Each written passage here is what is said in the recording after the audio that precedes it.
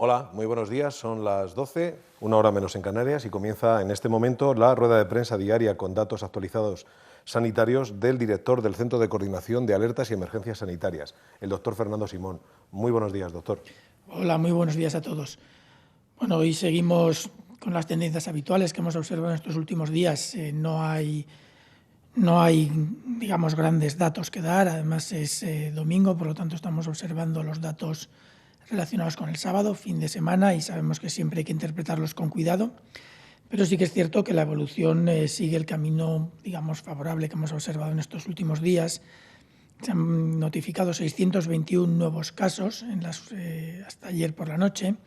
Es un incremento del 0,28%, y estamos también con una cifra de fallecidos menor de lo que veníamos observando también estos días, 143 nuevos fallecidos, que es un incremento del 0,5%. Ya saben que los fallecidos siempre llevan cierto retraso respecto al incremento de nuevos casos. En cuanto a UCIs y hospitalización, seguimos también, como todos estos días, esa misma tendencia descendente que no nos ha abandonado con sus pequeñas oscilaciones, pero que no nos ha abandonado en las últimas semanas. Y lo cierto es que ahora mismo la gran mayoría de las comunidades autónomas, alrededor de la mitad, están con datos muy por debajo incluso de estas cifras que les hemos mencionado, y los datos que les hemos mencionado se ven sobre todo, se producen sobre todo por el efecto de 2 o 3 comunidades autónomas, que son las que todavía mantienen un volumen de casos nuevos notificados más importante que el resto. En concreto son, como es de esperar, las comunidades con mayor población, las comunidades donde la epidemia ha transcurrido o ha tenido una difusión un poco diferente. Son Madrid, Cataluña. También tenemos algunos casos más en Castilla-La Mancha y en Castilla-León, lo cual está haciendo que la epidemia todavía mantenga ese cierto número de casos nuevos, pero que en ningún caso ha tenido incrementos en ninguna comunidad. En algunas ha podido haber alguna estabilización durante unos días, pero lo cierto es que la progresión comunidad a comunidad está siendo favorable para todas. No hay mucha más información sobre la epidemia que tenga interés a día de hoy. En estos próximos días trataremos de darles más datos sobre algunos otros detalles relacionados con algunos colectivos concretos o relacionados con los estudios que se están realizando a medida que vayan estando disponibles. Yo creo que en cuanto a los datos nos podemos quedar aquí, y así quizás podemos tener un poquito más de tiempo para extendernos con las preguntas. Secretario. Doctor Simón, le pregunta, por ejemplo, cambio 16. Sabemos qué pautas y normas se deben cumplir en la desescalada hasta los detalles más insignificantes, pero ¿qué actitud debe adoptar la población para prevenir y evitar otras patologías, por ejemplo, las relacionadas con la ansiedad, las fobias, el miedo a salir de casa? Bueno, esta epidemia nos ha afectado mucho a todos, ha cambiado mucho nuestras vidas. Es muy posible que acabe dejando algunos comportamientos que ya perduren, igual que en otras epidemias en siglos anteriores. Hemos aprendido a no compartir vasos, no compartir los cubiertos, comer cada uno en su plato, taparse la boca al toser. Todo esto se ha aprendido con el tiempo y en principio ha estado casi siempre asociado a aprendizajes en procedimientos, en situaciones como las que hemos estado viviendo hasta ahora. Grandes epidemias que nos han dejado cambios de comportamiento para reducir el riesgo de transmisión. Yo estoy seguro que esta epidemia va a ser una de esas y va a producir algunos cambios. Por supuesto, se ha generado además mucho miedo, se ha generado una situación que en algunos grupos en concreto además han tenido un impacto muy grande, y por lo tanto todas estas poblaciones tienen que aprender a vivir de nuevo en esta sociedad, a vivir de nuevo con un riesgo en eso que llamamos nueva normalidad, que no va a ser lo mismo que antes. Hay teléfonos, hay grupos. El Ministerio ha mantenido durante mucho tiempo un teléfono de apoyo psicológico a las personas que han padecido el COVID. Hay grupos de apoyo, pero yo creo que lo más importante es, además de acudir a los profesionales que nos puedan ayudar en caso de que sintamos realmente la necesidad de ello, yo creo que es importante el entender que las autoridades de salud pública están trabajando de forma muy consciente de su trabajo, de su responsabilidad y que no se va a exponer a un riesgo innecesario a nadie. Es cierto que puede haber rebrotes, es cierto que algunos comportamientos pueden favorecer la transmisión, pero también es cierto que estamos actuando con un principio de prudencia muy importante que yo creo que se ha manifestado en todo el proceso que hemos vivido estos últimos 2 o 3 días en los que se transita de una fase a otra y se toman decisiones controvertidas, en algunos casos muy difíciles, en otros casos en los que el peso de la responsabilidad se siente realmente de forma importante en aquellos que deben de tomarlas, pero siempre con ese principio de prudencia que les estaba comentando. Yo creo que la población tiene que estar tranquila, lo que se propone es correcto, pero eso sí, cada uno tiene que seguir manteniendo las medidas de precaución individual con esa responsabilidad que hemos pedido desde hace ya mucho tiempo a cada uno de los españoles para garantizar que no transmitimos a los grupos vulnerables y los grupos vulnerables para garantizar que no se exponen a riesgos innecesarios. En todo caso, yo estoy seguro que no todo el mundo va a sentirse cómodo con la situación, que esas fobias de las que hablaban, esos miedos, van a surgir. Yo creo que una reflexión interna puede ayudar, pero en todo caso tenemos grandes profesionales que pueden también echar una mano a aquellos que realmente lo necesiten. Doctor, Telemadrid le pregunta, ¿la contratación de 650 profesionales anunciada por la Comunidad de Madrid para reforzar la atención primaria es suficiente para poder pasar de fase o hace falta más refuerzo? Y también le pregunta qué significa que haya 73 nuevos casos en Madrid y 46 fallecidos, ambas cifras iguales que ayer, y que la comunidad no haya actualizado, dice Telemadrid, los datos hoy, 10 de mayo. Vamos a ver, 650 fallecidos, 650 nuevas incorporaciones puede ser suficiente. Tenemos que valorarlo conjuntamente con la Comunidad de Madrid. No puedo ahora mismo decirles porque tampoco sé exactamente en qué puestos y qué labores van a ejercitar. Es un número importante. Yo creo que la Comunidad de Madrid está haciendo un esfuerzo muy grande por conseguir tener la capacidad de atención primaria que permita controlar realmente la epidemia y, sobre todo, garantizar de aquí en adelante que no hay riesgo, porque todos los casos sospechosos se diagnostican, porque todos los casos confirmados se aíslan correctamente, porque todos los contactos de esos casos confirmados son seguidos correctamente. Ese es el objetivo ahora. El objetivo ahora es conseguir una detección precoz y un control precoz de cada una de las fuentes posibles de contagio, que en principio son los casos. La Comunidad de Madrid está haciendo ese esfuerzo y yo considero que tenemos que dar margen para que hagan su trabajo de la forma más adecuada posible. En cuanto a los datos, nosotros los datos que proveemos en nuestro informe diario son los datos que aporta la Comunidad de Madrid. Obviamente los fines de semana siempre hay un poco menos de personal trabajando porque los equipos tienen que descansar después de todos estos periodos de tantísimo estrés y tenemos que trabajarlo con ellos y tenemos que discutir con ellos qué significan los diferentes datos que van llegando. No podemos hacer mucho más en este momento, pero sí que si hay cualquier clarificación que hacer o que nos den las comunidades autónomas a los datos que nos envían, se reflejarán en los informes subsiguientes. Servimedia pregunta por Cataluña. Cataluña lleva varios días a la cabeza de nuevos casos, muy por delante de Madrid, que ha reducido bastante los positivos. ¿Es real esa diferencia o tiene relación directa con la realización de más o menos pruebas? Bien, durante unos días Cataluña tuvo un efecto similar al que tuvo la Comunidad de Madrid hace, creo recordar, como una semana o 10 días aproximadamente, en los que por recuperación de casos de resultados de laboratorio que venían con un cierto retraso o acumulación de notificaciones de varios días en un día, daba la sensación de que había un volumen de casos mayor de nuevos casos mayor del real. Sí que es cierto que eran nuevos diagnósticos, pero que se debían ubicar correctamente en el tiempo. Sabemos que Barcelona, en parte, ha sufrido el mismo efecto, como lo han sufrido todas las comunidades autónomas, en mayor o menor medida en un momento u otro de la epidemia. También está claro que las dos comunidades que más impacto han tenido, tanto Madrid como Cataluña, este efecto es mayor porque ha habido en ambas comunidades durante un periodo en el tiempo una saturación muy importante tanto de los servicios asistenciales como de los laboratorios, incluso de los servicios de atención primaria y, por supuesto, de los servicios de salud pública. Y eso, por supuesto, también tiene un impacto en cómo se diagnostican y se notifican esos casos. Ahora mismo Cataluña ha conseguido corregir ese efecto. En Cataluña se ha observado con un poquito más de retraso que en la Comunidad de Madrid.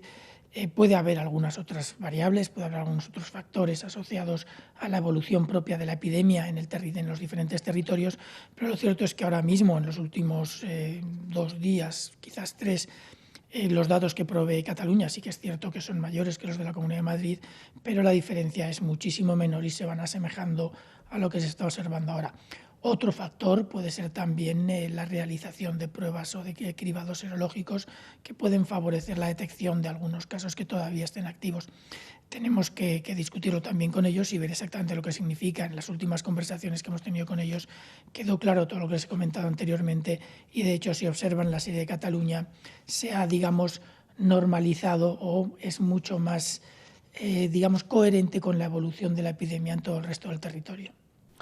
La cadena SER pregunta si podría especificar cuáles han sido los indicadores por los que no han pasado de fase 14 departamentos de salud de la Comunidad Valenciana y sí los otros 10, puesto que el Gobierno valenciano ha pedido que se justifique por escrito por qué no pasa toda la comunidad a la fase 1. Los informes que se han hecho por parte de los técnicos de la Dirección General de Salud Pública,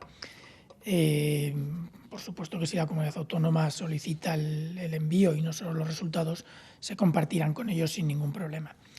Los criterios en general tampoco podemos dar ahora mismo detalles de cada uno de los 14 departamentos de salud que no han pasado a la fase 1 o de los que sí han pasado, pero los criterios en general están muy relacionados no tanto con las capacidades. La Comunidad Valenciana tiene unas capacidades muy altas en la mayoría de los indicadores y en otros está trabajando de forma muy adecuada para conseguirla en los próximos días. Está muy relacionado con los riesgos asociados a la situación epidémica. Hay departamentos en los que la situación epidémica era más favorable que en otros y, sobre todo, relacionado con los riesgos no detectados. En la Comunidad Valenciana había un número no desdeñable de casos sospechosos a los que todavía no se les había podido hacer un test diagnóstico. Todo esto estará preparado y listo en los próximos días, de acuerdo a las informaciones que tenemos y a los protocolos y procedimientos que están poniendo en marcha e implementando, y eso va a favorecer el que en los próximos días sea muy posible que el resto de la Comunidad Valenciana, que toda la Comunidad Valenciana, de hecho, esté en una situación muy buena para plantearse ese posible nuevo paso. Yo creo que no hay que darle demasiada importancia, unos días más, unos días menos. Sé que puede ser muy duro para algunos grupos, sé que es un problema importante, pero yo creo que en este caso debemos de jugar, como decía antes, con el principio de la prudencia. Son 14 territorios en los que la situación no es comparable a la de los 10 que hemos trabajado. Se ha discutido muy detalladamente y la Comunidad Valenciana ha sido absolutamente transparente en la comunicación y en la discusión que se ha tenido con ellos y en el envío de la información y de los datos, con lo cual esto es ya un paso muy importante, el poder garantizar un sistema de información de la calidad que tiene la Comunidad Valenciana. Si se corrigen, se añaden, se mejoran 2 o 3 aspectos que hasta ahora no se podían mejorar porque estábamos en una situación muy diferente de la epidemia, yo creo que la Comunidad Valenciana estará en una situación realmente muy buena. Si la cadena SER le preguntaba por la Comunidad Valenciana, la emisora manchega La Buena Onda Radio le pregunta por Castilla-La Mancha. Doctor Simón, ¿podría decirnos cuáles fueron los indicadores por los cuales 3 de las 5 provincias de Castilla-La Mancha no han pasado de fase 0 a fase 1? La Comunidad de Castilla-La Mancha es una comunidad que ha hecho un trabajo excepcional en el control de la epidemia. Tiene unas condiciones particulares. Yo creo que si conocen la distribución geográfica de varias de las provincias de Castilla-La Mancha y su relación con la Comunidad de Madrid, donde ha habido un impacto altísimo de la epidemia, la movilidad entre varias de estas provincias y la Comunidad de Madrid ha hecho que la Comunidad de Castilla-La Mancha, junto con Castilla-León, sean las dos comunidades después de Cataluña y Madrid, las dos Castillas han sido las comunidades más afectadas. Esto ha tenido un impacto importantísimo en sus servicios sanitarios, pero han sabido adaptarse y controlar la epidemia de forma excepcional. Han mejorado muchísimo sus capacidades, tienen unos sistemas muy adecuados, pero lo cierto es que las 3 provincias de Castilla-La Mancha en las que no se progresa a fase 1, la situación epidemiológica no era la adecuada en este momento. No sé si recuerdan que cuando el viernes, creo que fue, se comentaron las diferentes comunidades, las diferentes provincias que sí que progresaban a una fase o a otra, lo cierto es que con Castilla-La Mancha la situación epidemiológica aparente con los datos iniciales no era exactamente la que luego quedó reflejada en la decisión.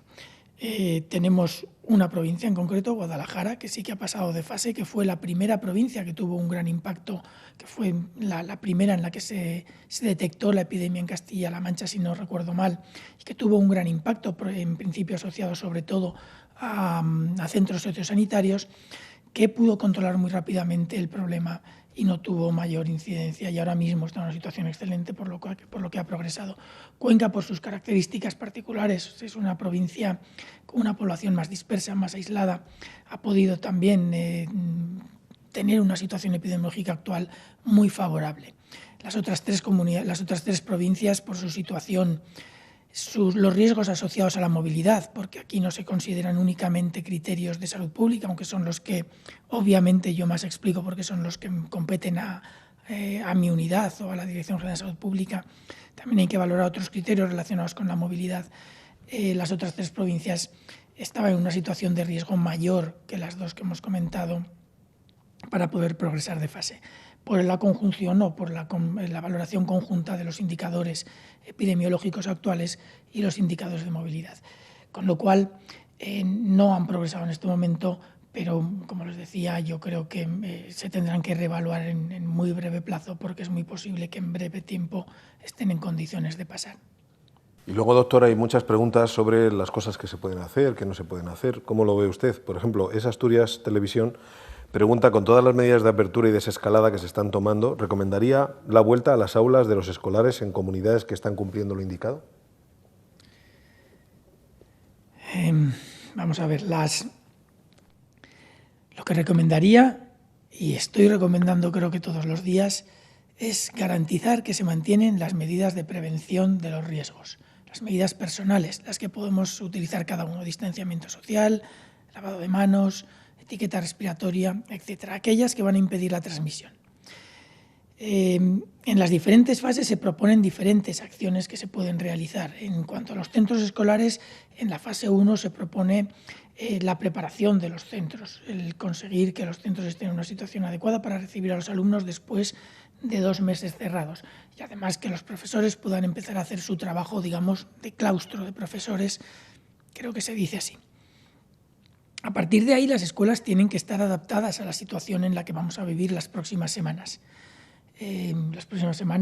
Meses, y espero que se quede ahí.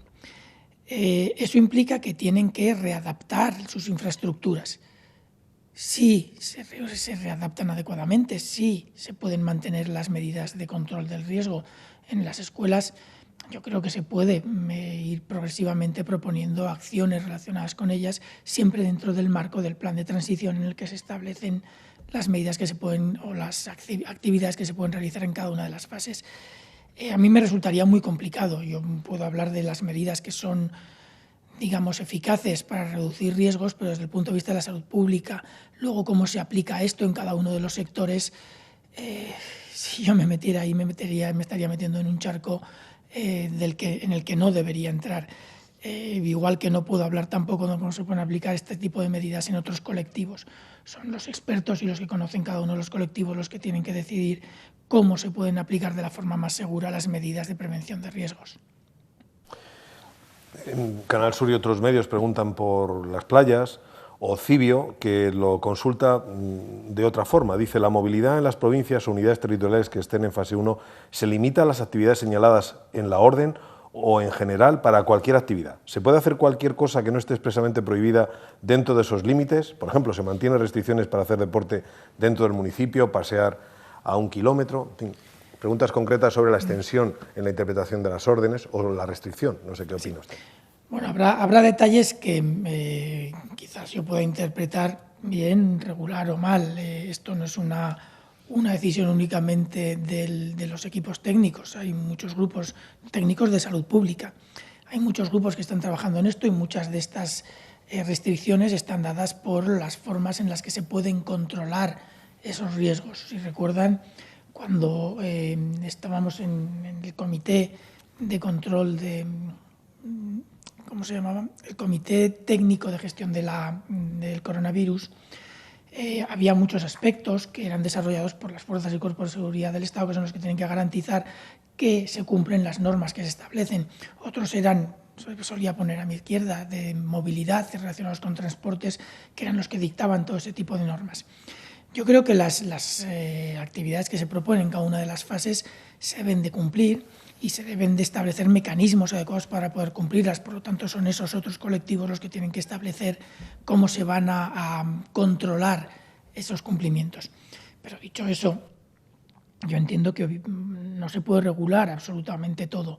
No podemos regular cada una de las acciones que va a realizar o no cada uno de los ciudadanos en los territorios que pasan a fase 1. Sí que les puedo decir que la aplicación de las normas se aplican al territorio que pasa en fase 1.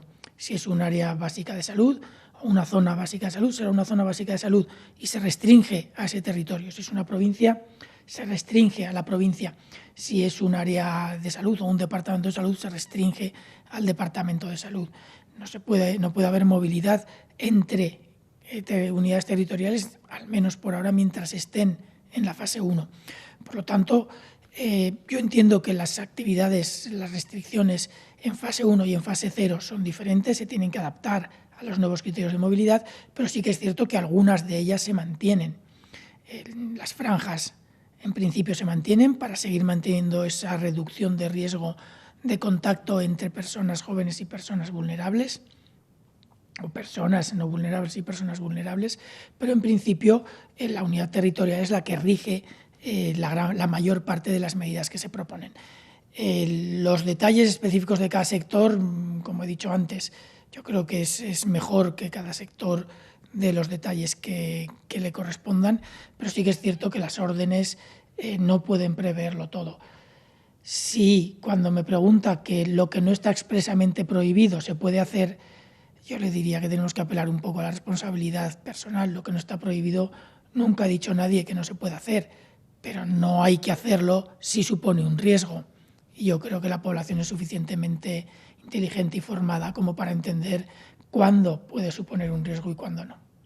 Doctor, pues si le parece, concluimos aquí esta comparecencia y anunciamos que tras la videoconferencia con los presidentes de comunidades y ciudades autónomas, la ministra portavoz María Jesús Montero y el ministro de Sanidad Salvador Illa comparecerán en rueda de prensa en torno a las 2 de la tarde, un horario aproximado que confirmaremos, por supuesto, más adelante en cuanto hayan concluido esas conversaciones, la videoconferencia, 9ª videoconferencia del presidente del Gobierno con presidentes de comunidades y ciudades autónomas. Son las 12:23, una hora menos en Canarias. Gracias, doctor Simón. Muchas gracias.